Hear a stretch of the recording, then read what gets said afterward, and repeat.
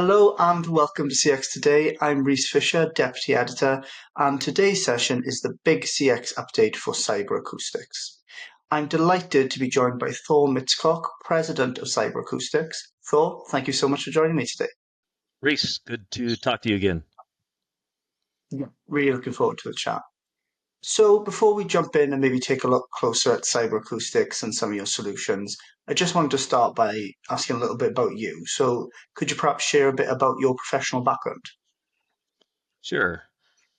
Um, I've been in the industry, the technology industry, since the early 90s. Spent a lot of my time doing semiconductors. I'm an engineer by trade, but something I don't advertise. I feel of myself as more of a salesperson than a technical engineering person. But I've been doing semiconductors and working in the high tech space for many years. Got to know the ins and outs of the product development, working with manufacturers around the globe. Um, Understood a lot of all the challenges that goes into the development and innovation of products. And the second part of my career really got a good grasp on the implementation of technologies across industry. So it's been a very colorful journey, and I'm delighted to say that I would not change anything in history on my experience, other than maybe try to avoid some of the stumblings and mistakes. But that's how we get smarter. Yeah, it was absolutely. So sort of on that subject really, could you maybe tell us a little bit, maybe some fun facts about or highlights maybe for you personally and achievements throughout your career? Yeah, I think the biggest highlight is the relationships and friendships that I've been able to capture throughout my whole professional journey. You know, it's fun. A lot of the big companies, I've seen a lot of friends grow up with companies, become the leaders of those companies, retire, and I've been able to enjoy their ride with me with those relationships, which has really helped uh, brought me up to achieve my own goals. So those are I think those are the biggest highlights of who I've got to meet and who I've now been able to have long-term friendships with throughout my technology career. Yeah, absolutely. So moving on to your job a little bit, what aspects of it would you say you're most passionate about? The customer, I this is one of the challenges I have with my team is I tend to want to do too much with the customer in the front of sales aspect. I enjoy uh, having and building relationships with and new relationships with customers, understanding their problems and challenges, and that's one of the things I love to bring back to the team on feedback and how we're going to solve problems and really deliver and execute. And so that's one thing I wake up every day and look how we continue to do better and grow. So that's probably my number one key attribute to my success. Yeah, that sounds like a great philosophy to have. Could you maybe talk us through what a typical day looks like for you? Very early conversations with my team members and counterparts within Asia as well as in Europe to track activities with our customers. And so those communications begin before the sun comes up, and before I'm able to even hit the gym and work out a little bit. So, but then my day continues on with the Western time zone and working with my sales teams in the LATAM region as well as in the US. So I'm very heavily touched on sales. I stay active in all my customer key engagements. And then my day starts with my Americas team to understand operations, where things are at, new product developments, feedback from our customers. And then the cycle begins again at night when Asia wakes back up. and we have calls with our partners in manufacturing, our development teams, and then eventually some me time with my family and my four-legged friends that run around the house and bother me during the day while I'm here. So That's great. So moving perhaps now on to more Cyber Acoustics, the company as a whole. Could you give me your best elevator pitch? How would you describe the company in a nutshell? So the company's been around for quite some time. I knew the original founders, but why we're better and why we're unique is I instill in all my team members to wear multiple hats. But most importantly is we take the customer very serious because working with the tier one customers helps our overall base. And so working with us being a smaller than some of my counterpart or competitors, we're very nimble.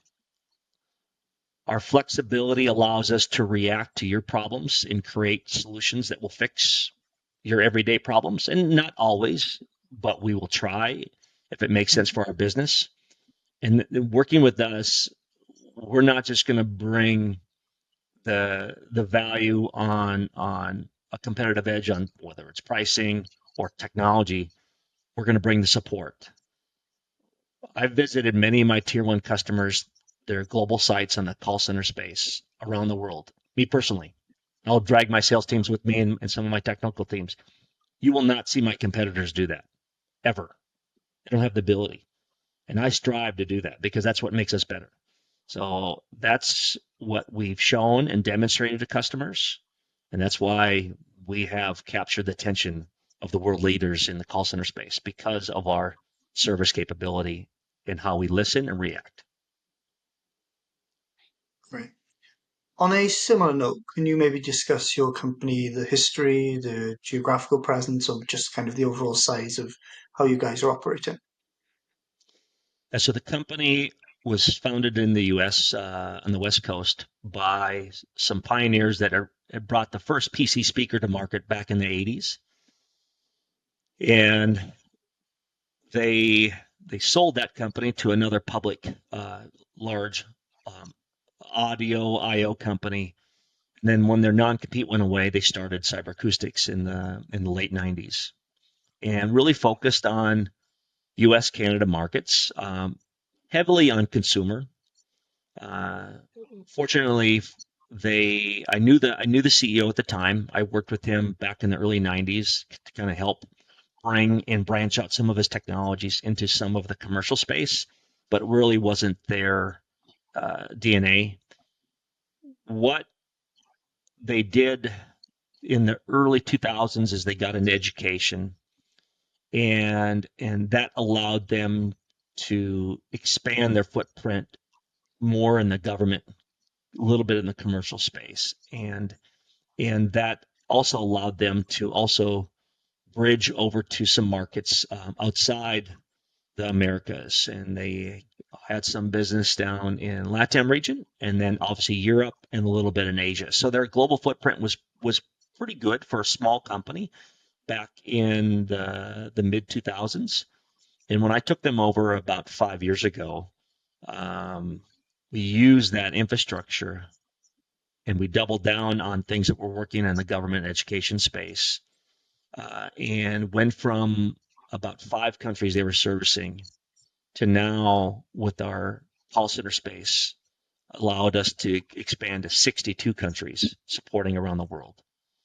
I don't have people in all those countries, but we have support systems in all them, and we strive to be a very good logistics support group. And then I leverage our unbelievable technology that we have both in-house as well as with our parent company, which makes us stand out and quickly react to our customers' needs. So we have.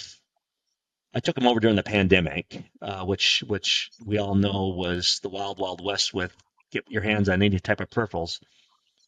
We've been able to sustain and grow from the pandemic levels, which many companies had to retract. So we're in a very good position today. So and our trajectory looks very promising for the coming 10 years. Yeah, it's really interesting to hear those kind of the evolution of those tech companies and how it sort of mirrored the evolution of the tech space in general over that time. So yeah, that was really interesting. So I know we kind of touched on this a little bit, but what would you say is unique about your company culture? So when I took the company over, we were a very lean organization. And I looked at all the personnel that I captured, and they all wore many hats. And I saw that that formula worked wonderfully because we were doing private label assembly for some of the big tier one brands, retail brands in the around the world. We were also supporting the education government business, which they don't have any money. School districts don't have any money, and so but they were able to support it with a very quality uh, portfolio and very price competitive portfolio. That works well also in the commercial space when the commercial space is under pressure financially and looking to cut corners on all aspects of their business. So going forward and how we expand, it's difficult, but it's what I've required of my team is we have to capture those same practices on all the team members we bring on board. So you have to wear multiple hats. So I don't have a structure today that I can hire somebody and put them in a cookie cutter type job function where it's just you're in this box. I challenge all my team members around the world to think outside the box and and and problem solve, and that seems to be the ideal formula for our success. And it's something that I continue to stress. And as we grow, it's going to be more challenging to get and find all those individuals. And unfortunately, I don't like to lose team members because they don't do the function. And we become very flexible and we move people around to their best function. But that is probably our DNA and our success is where I push and challenge all our team members to take on different aspects of the business and know everything. So Mm. Yeah, great.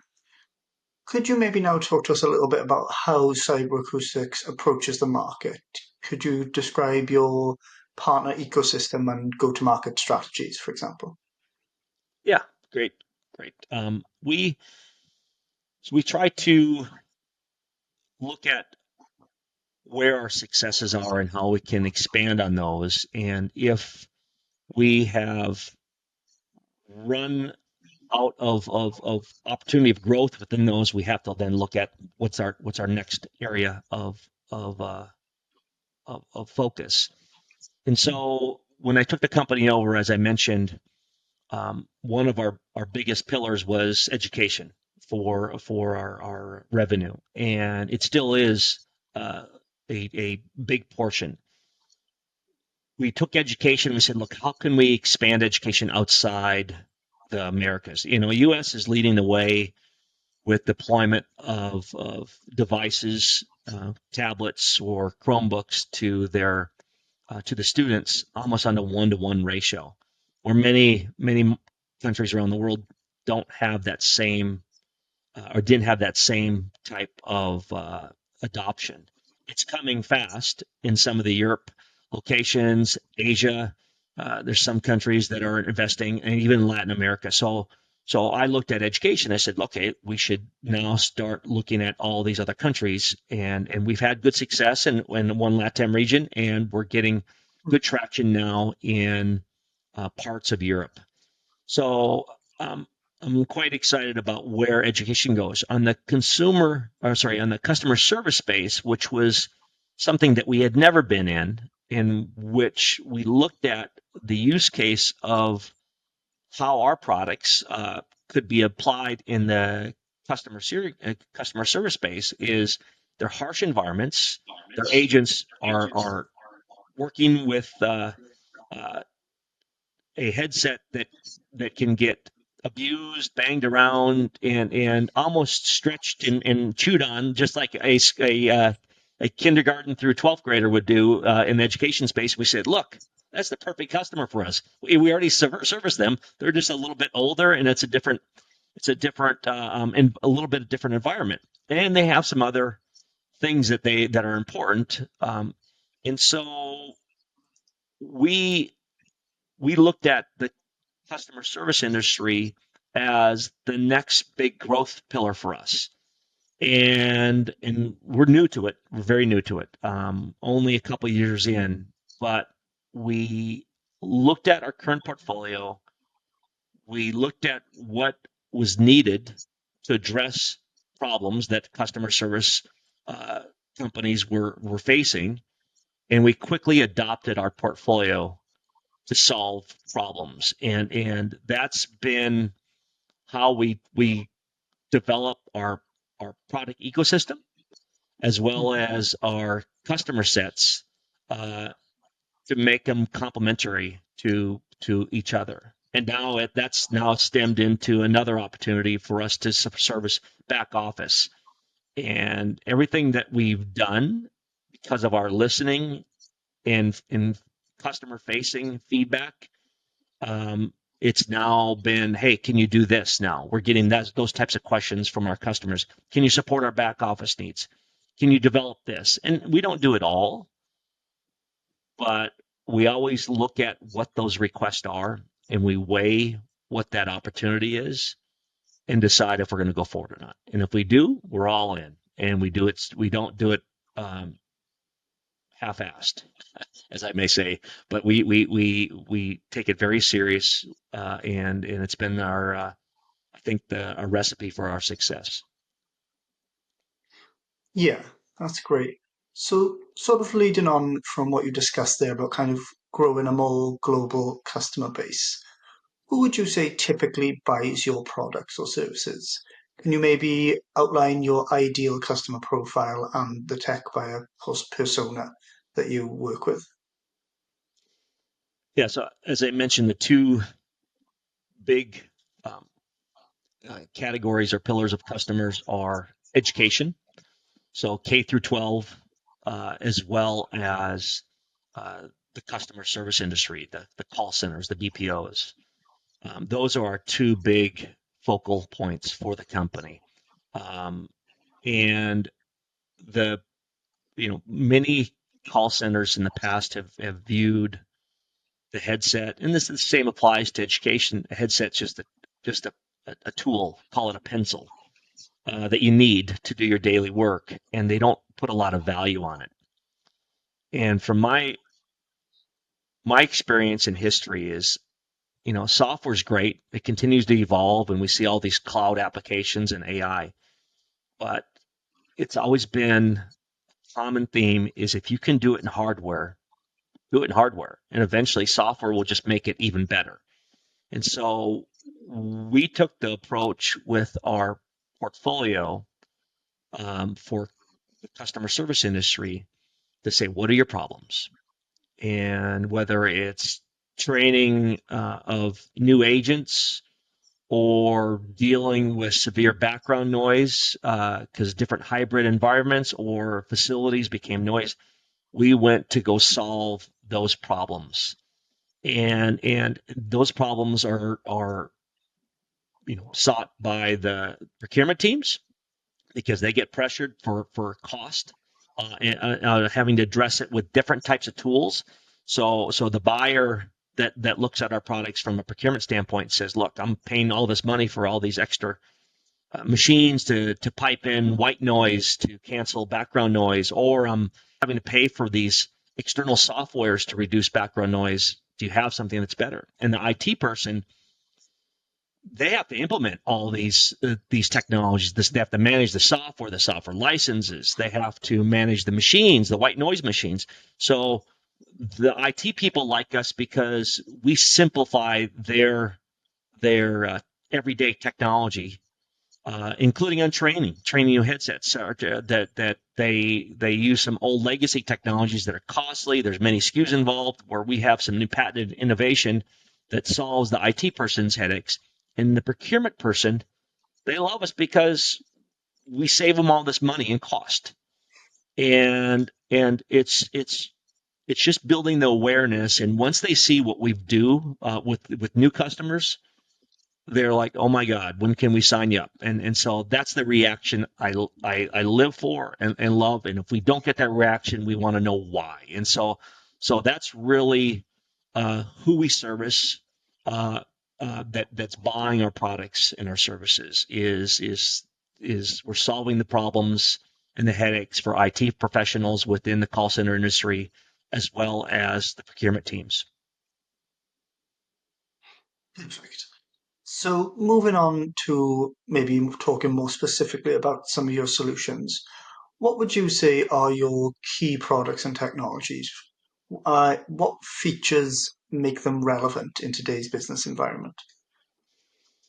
So obviously, Cyber Acoustics, it captures the audio, and so we strive to be the best in headsets and education, and we wanted to take that main product category and be the best in the call center industry. We have other categories that we also do very well, but if you look at just the headset business, we didn't want to just be a Me Too entry level or just a lesser cost than the tier one other brands that we compete with. No, we wanted to have technology and innovation that solves our customers' problems. And how we do that is, first we had to identify what those problems are. So if you look at a typical scenario in the call center facility, whether you're in LATAM regions or Asia or Europe, when you have new agents come aboard, they typically go through an orientation and a training scenario. And we looked at, in that particular case, we looked at how the coach or the supervisor interacts with the agent. Once they graduate from orientation, they go to the call center floor. And a lot of times you'll see an agent wear a technology that's been around for 40 years, quick disconnect headset that is analog. So it has limitation, had no noise cancellation, had no ability to hear the person next to you because there is no audio pass through from the microphone to the ear cup. And so the supervisor or coach, when they'd want to join a customer call with that particular agent, they'd have to use another, call it a buddy cord, or some industry people refer to it as a Y cord, which is another SKU that the procurement team would have to manage. And then they would both connect to the same call. They both couldn't talk to the person on the call, the end customer, but they could listen. And they couldn't hear each other talk. And so we looked at this, and this was a common used tool, and it still is today. And we said, this is so archaic. This needs to be addressed. So we challenged our teams internally, and I pull out some of my engineering skills, and I start asking a lot of pointed questions of, well, why don't we try this? I could do this. And so we do a lot of back and forth. And honestly, I touch a lot of our new innovations. I get very hands-on. And we brought a solution and filed IP on it to market. And when we introduced it at the beginning of last year, the response was overwhelmingly, wow, when can we get this implemented? And we designed it that it could be an everyday use in the call center space. So it could be the everyday use agent headset. It just has this feature that you can train your agents with. And I think the most positive thing that we didn't even realize, that we can hook up another headset. So when your client comes into the call center, you can hand them this wireless headset, and they can walk around and they can click on the particular agents that they want to listen to real time, and they can monitor how that agent's doing a call. Which was, I mean, we have financial customers, tax customers, we have obviously the service industry. They're all deploying this now, and it's just taken off like wildfire. So that's one of the innovations, of many innovations, that we brought within the headset arena. Obviously, we strive to be best in class in noise cancellation. We brought an AI learning engine headset to market last year. It reduces all noise. And as one example, I teased my boys. I took them to a big football game with 100,000 screaming fans. I was the geeky father that took the boys to the school or to the game, and I wore the headset around my neck, and I walked in, and our headset you can plug in, Type C to your phone. So I plugged it into my phone, and I called my wife, and she goes, "I thought you were at the game," and I go, "I am." She goes, "I can't hear anything," and she goes. I go, "I am." So I switched over the video and I showed her the 100,000 screaming fans at this football game. And she goes, "No way." And then I unplugged the headset. And she goes, "Oh, you are at the game." She could hear all the background noise. So we background noise is a huge problem in the call center space. We solved it and we knocked it out of the park and we made it affordable. So another innovation. So we have lots of different things that we've done around our audio headsets, and we have several things in the pipeline to solve our future customer problems. So we're quite excited on what we've done to date and where we're taking the company. That's a great story. So kind of looking at maybe the business strategy side of things now, what would you say is your typical implementation strategy? How does that look? And how do you ensure ongoing support and customer success post implementation?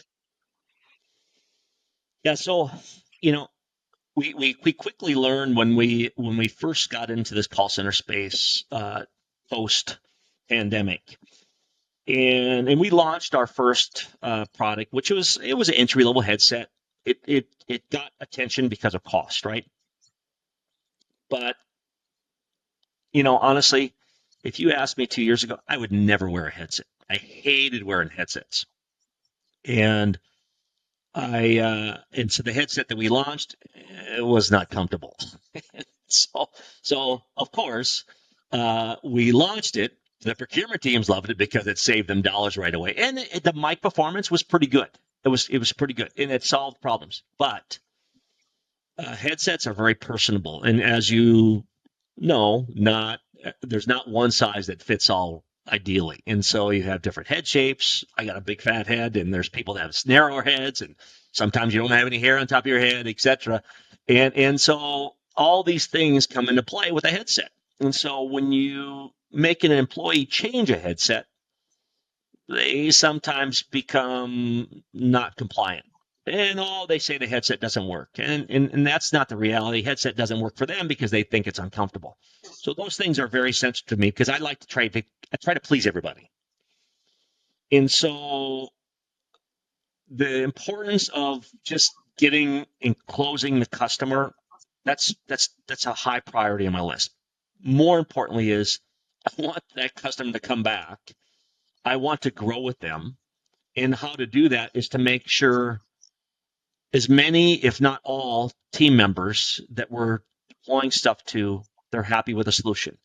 And so it's critical for us to get the feedback from our customers real time. And I don't want things to fester.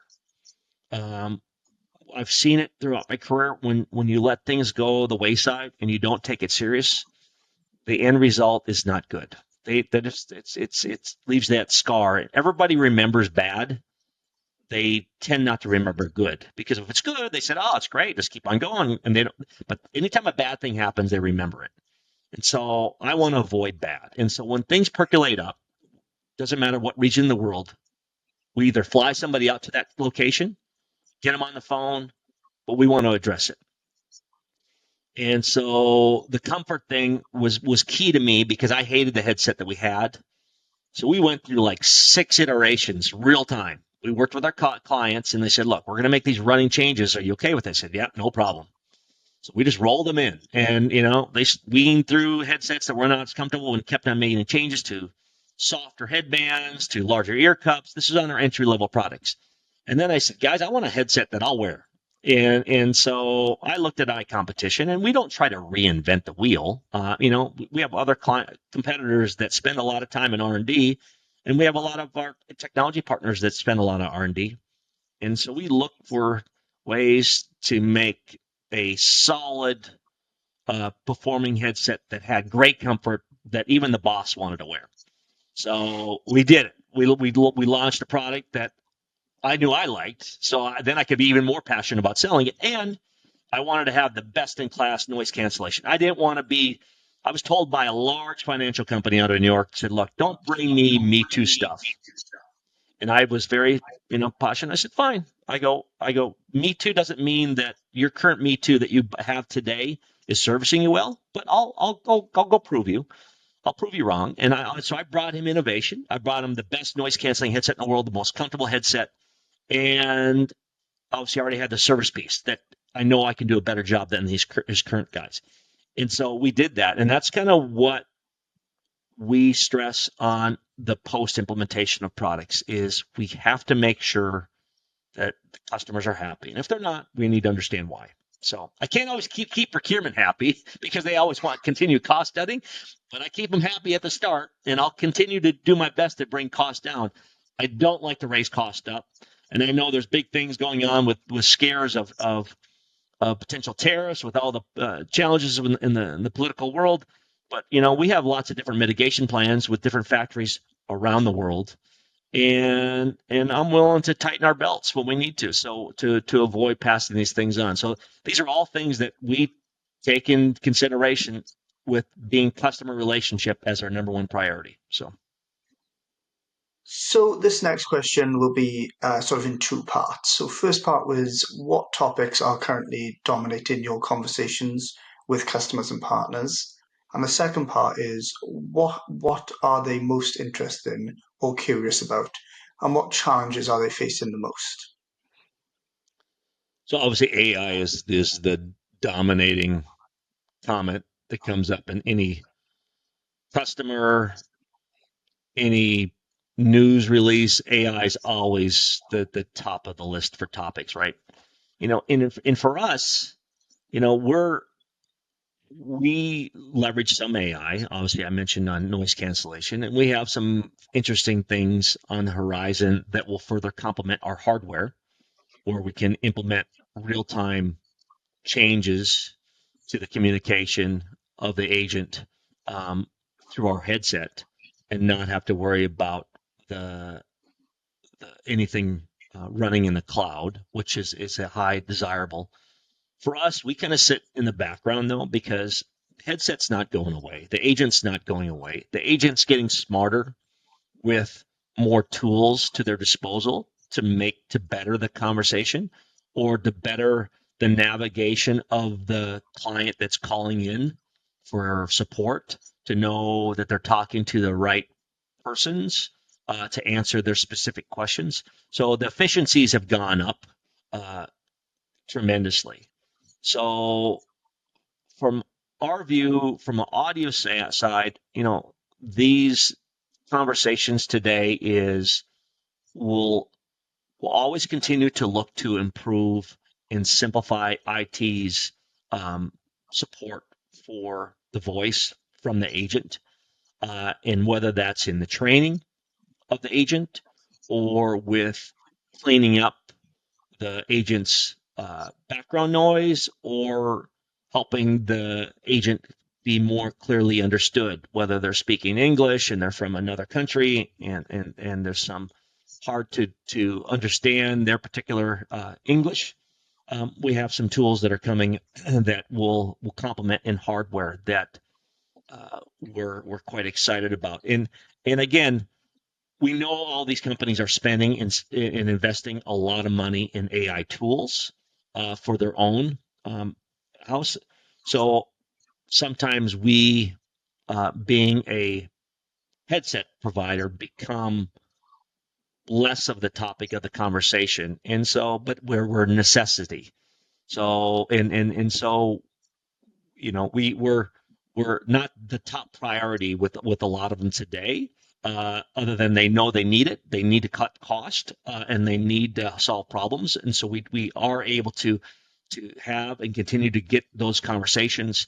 Um, we do have security tools that are coming that will bring video into play, because, as I mentioned earlier, headsets is a big category for us, but we have other categories that we're strong in too. So video is another one, from one-to-one, from web cameras to our new video conferencing solutions, which are rolling out this year, which solve the problem of can my CEO go into the conference room and use the video conferencing solution without having to call IT? That was the problem we solved. And those are the conversations that we're having now, is heavily on security, as well as security, making sure the agent that's talking to the end client is truly who they say they are, not somebody else that's working hybrid, and they sub hired somebody else, like a brother or sister or family member, to sit in front of them. So those are some of the things that we also have on our horizon. So anyway, hope that answers your question. Yeah, absolutely. And that leads quite nicely into this next one. So, again, more of a kind of looking forward question. From your perspective, what do you see as the biggest opportunity in the industry right now? For us, the being a hardware provider, a tool set, some classify us as, you're boring headsets and this, and they don't look at the innovation, but they don't understand that voice is such a key element in the call center space, right? So you take voice away, then why do you need to? Is everything just going to go to chat and text? Maybe the generation that my younger kids have grown up in, they'll be happy with just text and chat. But I know my generation and some of my older kids, no, they still like to talk on the phone, and so voice ain't going away. And so our whole thing is we'll continue to bring innovation to the table, to further improve voice.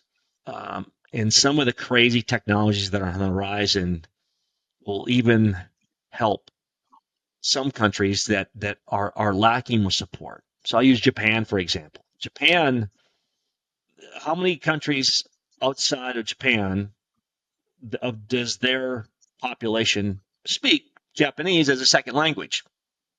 It's very few. I bet you nobody can. You ask that to 5 people, I don't think anybody could name one. And it's a big problem. And so imagine technology going forward where you can do real-time translation. It's scary, but it's kind of cool, because now when I go to travel to China or travel to Taiwan, and I understand some Mandarin, not very much, but now imagine I can now listen to a conversation and I can hit real-time translation and I can speak back. So those are some of the spooky things that we see on the horizon, outside of continuing to improve the voice. So we're quite excited about what the future holds for technology and where it's going with respect to voice. And a lot of it's software driven, but a lot of it can be enabled in hardware with what we can do.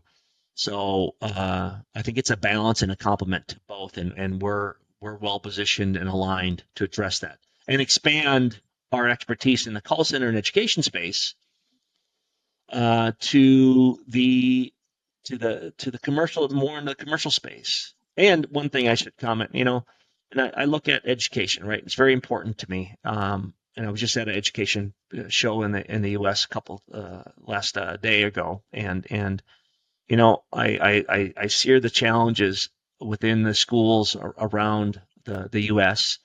And there's even areas of where kids with learning disabilities and speech disabilities, where we are looking at and developing tools to address that market. It's a niche market, and everybody kind of just forgets about. And there is some good companies that do stuff in there, but there's not enough. And so that's another area that we're heavily focused on. So yeah, we're quite excited what the future holds for innovation and technology coming to light in the next 5 to 10 years.